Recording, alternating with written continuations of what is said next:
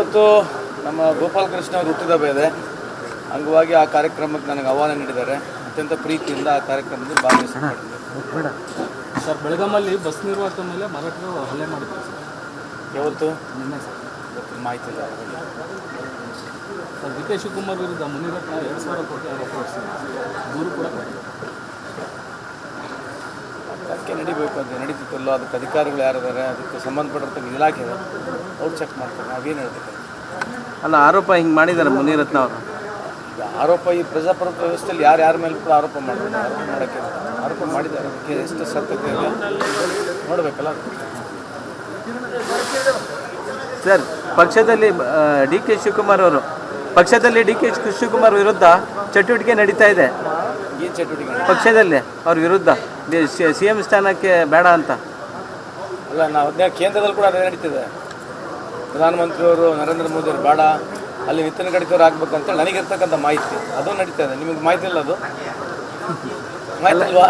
ಕರ್ನಾಟಕದ ಯಾಕೆ ಇಂಡಿಯಾ ಬೇಡ ನಮಗೆ ಬೇಕು ಮತ್ತೆ ಇಲ್ಲಿಂದ ಹೇಳಿ, ಅದು ಹೇಳಾಯ್ತಲ್ಲ. ಅಲ್ಲಿ ಇಲ್ಲಿ ದಿನ ಕೇಳ್ತೀರಿ, ಅದು ಹೇಳಿದೆ ನಾನು ನಿಮಗೆ. ಇಲ್ಲಿ ದಿನ ಅದನ್ನೇ ಕೇಳ್ತೀರಿ, ಎಲ್ಲರಿಗೂ ಅದನ್ನೇ ಕೇಳ್ತೀರಿ. ಸ್ಟ್ಯಾಂಡರ್ಡ್ ಪ್ರೋಟೋಟೈಪ್ ನಿಮ್ದಿದ್ರೆ ನಮ್ಮದು ಸ್ಟ್ಯಾಂಡರ್ಡ್ ಪ್ರೋಟೋಟೈಪ್ ಇದಾವೆ. ಏನು ಮಾಡೋದು ಹೇಳ್ರಿ? ಅಲ್ಲ, ಈಗ ಸರಿ ನಿನ್ನೆ ಇಲಾಖೆಯಲ್ಲಿ ಸರ್ ಕಾರ್ಮಿಕರಿಗೆ ಸಿಗುವಂಥ ಸರ್ಕಾರದ ಸವಲತ್ತುಗಳು ದೊರಕೋದ್ಬೇಕು, ಜಾಗೃತಿ ಆಗಬೇಕು ಅಂತ ಇತ್ತು ಸರ್. ಕಾರ್ಮಿಕರಿಗೆ ತುಂಬ ಜನ, ಎಲ್ಲ ಕಾರ್ಮಿಕರು ಸವಲತ್ತುಗಳನ್ನು ತೊಗೊಂಡು ಆಗ್ತಾ ಇದೆ. ಅಂದರೆ ಏನಿದೆ ವಿಷಯ, ಸವಲತ್ತುಗಳ ಬಗ್ಗೆ ಮಾಹಿತಿ ಕೊರತೆ ಆಗ್ತಾ ಇದೆ. ಆ ಥರ ಏನಿಲ್ಲ. ನೀವು ಹೇಳಿದ್ದು ಒಂದು ಲೆಕ್ಕಕ್ಕೆ ಹೂ ಅಂತ ಇಟ್ಕೊಳ್ಳೋಣ. ನಮ್ಮಲ್ಲಿ ಇಲಾಖೆಯಲ್ಲಿ ಕನ್ಸ್ಟ್ರಕ್ಷನ್ ಬೋರ್ಡ್ನಲ್ಲಿ ಮಾತ್ರ ನಮ್ಮಲ್ಲಿ ಸ್ಕಾಲರ್ಶಿಪ್ ಆಗಿರಲಿ ಮತ್ತೊಂದು ಪ್ರೋಗ್ರಾಮ್ಸ್ಗಳಿದ್ದಾವೆ. ಬೇರೆ ಯಾವುದೂ ನಮ್ಮ ಡಿಪಾರ್ಟ್ಮೆಂಟಿಂದ ಯಾವುದೇ ರೀತಿಯಿಂದ ನಮ್ಮಲ್ಲಿ ಸ್ಕೀಮ್ಸ್ಗಳಿಲ್ಲ. ಈಗ ಬಂದು ನಾವು ಗಿಗ್ ವರ್ಕರ್ಸ್ ಒಂದು ಸ್ಕೀಮ್ ಮಾಡ್ತಾ ಇದ್ದೀವಿ, ಆಲ್ರೆಡಿ ಚಾಲೂ ಆಗಿದೆ. ಗಿಗ್ ಬಿಲ್ಲೇ ತರ್ತಾ ಇದ್ದೀವಿ ಮುಂದೆ ಬರ್ತಕ್ಕಂಥ ದಿನಗಳಲ್ಲಿ. ಟ್ರಾನ್ಸ್ಪೋರ್ಟ್ ಬೋರ್ಡ್ ಪ್ರಾರಂಭ ಮಾಡಿದ್ದೀವಿ, ಈಗ ಚಾಲೂ ಆಗಿದೆ.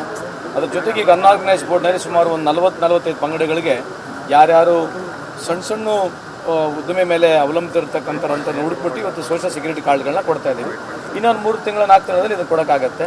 ಬಡ್ಜೆಟ್ನಲ್ಲಿ ಕೂಡ ಸನ್ಮಾನ್ಯ ಮುಖ್ಯಮಂತ್ರಿಯವರಿಗೆ ನಾನು ವಿಶೇಷವಾಗಿ ಒಂದು ಸೆಸ್ ಮುಖಾಂತರ ನಮಗೆ 50 ಪೈಸಾ ಆಗಲಿ ಒಂದು ಡೀಸೆಲ್ ಮೇಲೆ ಪೆಟ್ರೋಲ್ ಮೇಲೆ ಕಲೆಕ್ಟ್ ಮಾಡಿ ನಮ್ಮ ಅನ್ಆರ್ಗನೈಸ್ ಬೋರ್ಡಿಗೆ ಸಪ್ರೇಟ್ ಆಗಿ ಕೊಡಿ ಅಂತ ಕೇಳಿದ್ದೇವೆ. ಅದಾದರೆ ಮುಂದೆ ನಮ್ಮ ಇಡೀ ಅನ್ಆರ್ಗನೈಸ್ ಸೆಕ್ಟರ್ಗೆ ಅನುಕೂಲ ಆಗುತ್ತೆ. ಥ್ಯಾಂಕ್ ಯು, ನಮಸ್ಕಾರ.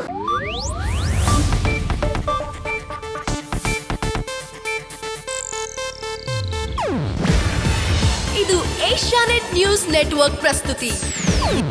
ನೀವು ನೋಡ್ತಿದ್ದೀರಾ ಏಷ್ಯಾನೆಟ್ ಸುವರ್ಣ ನ್ಯೂಸ್.